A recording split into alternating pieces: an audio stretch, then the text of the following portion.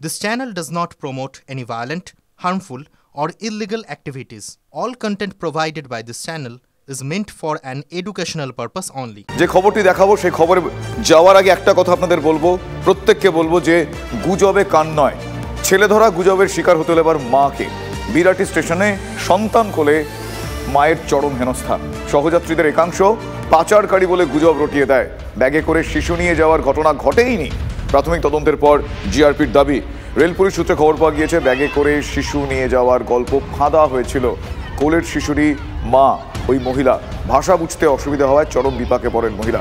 আমার সহকর্মী সুপ্রিয় গুহ এই মুহূর্তে আমার সঙ্গে রয়েছেন সরাসরি। সুপ্রিয়, এই গোটা ঘটনাটা কোনো প্রশ্ন করতেও অবাক লাগছে যে মা তার সন্তানকে নিয়ে যাচ্ছেন, কেউ বা কারা কেনই বা এই গুজব রটিয়ে দেবেন যে তিনি পাচারকারী, বা এই ধরনের গুজবের বা এই ধরনের বিষয়ের মধ্যে পড়ে তার গায়ে হাত উঠবে।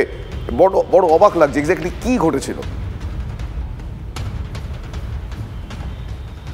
শুভজিৎ, তোমাকে প্রথমেই যেটা বলবো যে কেন এ ধরনের পরিস্থিতি একটা চলন্ত ট্রেনের মধ্যে তৈরি হলো, সেই বিষয়টাই কিন্তু এখন জিআরপির যারা তদন্তকারী আধিকারিকরা রয়েছেন তারা খতিয়ে দেখছেন। এবং আজ সকালে যে ঘটনাটি ঘটে তা কিন্তু বলা যেতে পারে যথেষ্ট উদ্বেগজনক।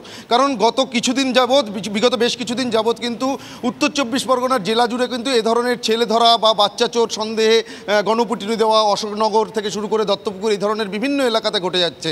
আজ সকালে যে ঘটনাটা ঘটলো যে দত্তপুকুর থেকে শিয়ালদাগামী একটি ট্রেন বিরাটি স্টেশনে যখন পৌঁছয়, সেই সময় ট্রেনের যারা অন্যান্য যাত্রীরা ছিলেন তারা একেবারে সন্দেহের বশেই এক মহিলাকে আটক করেন। এবং তারা যেটা দাবি করতে থাকেন, ট্রেনের যারা যাত্রীরা ছিলেন, যে ব্যাগের মধ্যে একটি সদ্যজাত শিশুকে নিয়ে ওই মহিলা চোর সন্দেহে তাকে আটক করে বিরাটি স্টেশনে নামানো হয়। তারপরে জিআরপি এবং আরপিএফের আধিকারিকরা পৌঁছয়, দুজনকে উদ্ধার করে তাদেরকে নিয়ে যাওয়া হয় সেফ কাস্টাডিতে।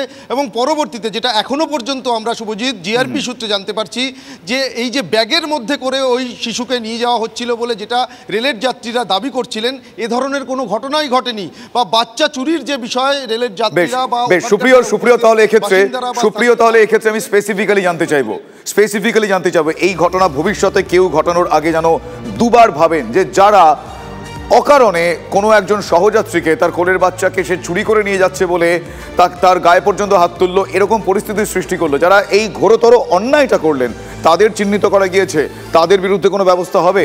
নাহলে যে কোনো দিন এই ধরনের ঘটনা ঘটাতে পারে, তাদের বিরুদ্ধে কি ব্যবস্থা হবে? আইনি ব্যবস্থার কথা আমি বলছি। দেখো, একেবারে জিআরপি কিন্তু ইতিমধ্যেই গোটা ঘটনা তদন্ত শুরু করেছে। একদিকে ওই মহিলার যে বক্তব্য বা বয়ান তদন্তকারীরা পেয়েছেন সেগুলোকে ভেরিফাই করার কাজ চলছে।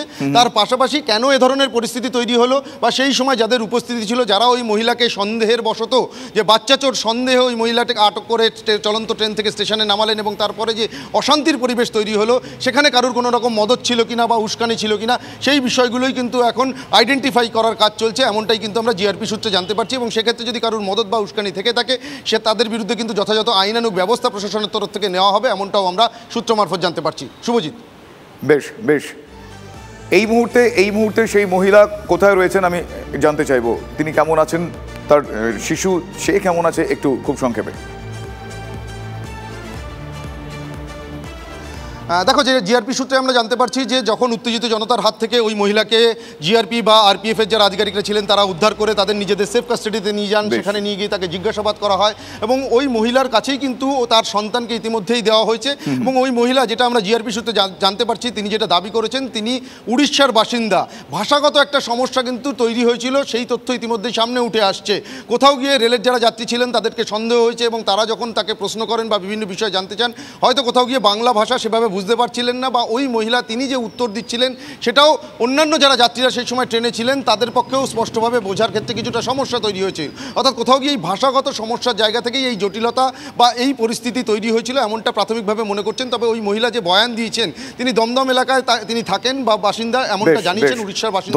ধন্যবাদ সুপ্রিয়। আমি কথা বলছিলাম আমার সহকর্মী সুপ্রিয়র সঙ্গে। আপনারা শুনলেন যে ভাষাগত সমস্যা হতেই পারে, ভাষা বুঝতে অসুবিধা হতেই পারে, তবে তার জন্য এই ধরনের ঘটনা কখনোই কাম্য নয়। আজকে শিশু চোর সন্দেহে তার কোলে মহিলার সন্তান ছিলেন, তাকে এভাবে মারধর করা একেবারেই কাম্য নয়।